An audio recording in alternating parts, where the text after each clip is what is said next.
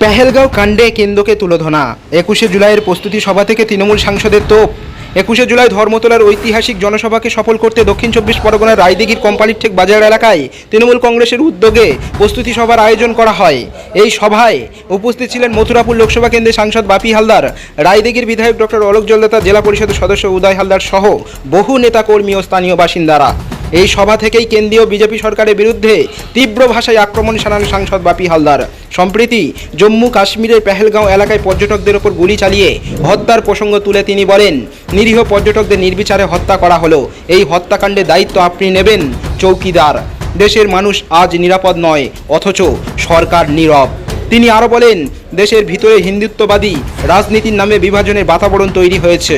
সংখ্যালঘুদের পাশাপাশি বিভিন্ন প্রান্তের মানুষের ওপর আক্রমণ বাড়ছে। এদিন তিনি আরও বলেন, বাংলার মানুষকে বাঁচাতে গেলে এই ফ্যাসিস্ট শক্তির বিরুদ্ধে রুখে দাঁড়াতে হবে। ব্যক্তিগত মতপার্থক্য ভুলে সবাইকে একজোট হয়ে মমতা বন্দ্যোপাধ্যায়ের নেতৃত্বকে শক্ত করতে হবে। বিজেপি শাসিত রাজ্যগুলিতে বাঙালিদের ওপর যেভাবে বারবার আক্রমণ ও অত্যাচার হচ্ছে তারও কড়া প্রতিবাদ জানান তিনি।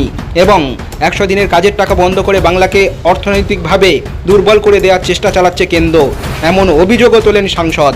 সভা থেকে 21শে জুলাই ধর্মতলা সমাবেশে লক্ষ লক্ষ মানুষকে পৌঁছে দেওয়ার আহ্বান জানান তিনি।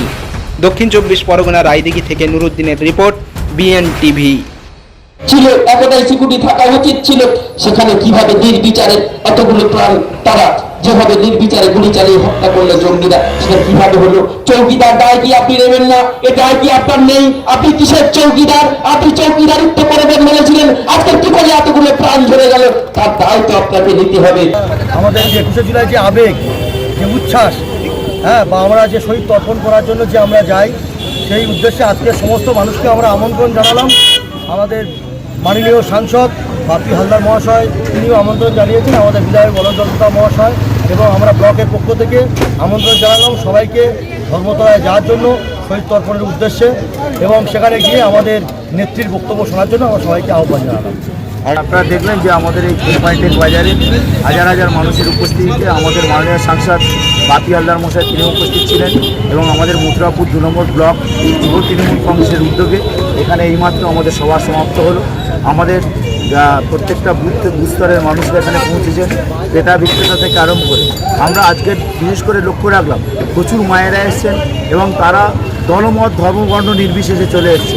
কারণ বিশেষ করে কদিন আমরা দেখেছি যে পেপার পত্রিকাতে এবং আমাদের ব্লকেরও কিছু পরিযায়ী শ্রমিক অল্প সংখ্যক যারা বাইরের রাজ্যে গিয়েছিল ওড়িশাতে, তাদের উপর অত্যাচার হয়েছে। সেটা আমাদের ব্লকের মানুষদের কে কোন দল করে সেটা তারা নিয়ে বড় কথা না হয়ে তারা সবাই কিন্তু ওই জন্য তৃণমূল কংগ্রেসের পতাকা তলে চলে এসেছে।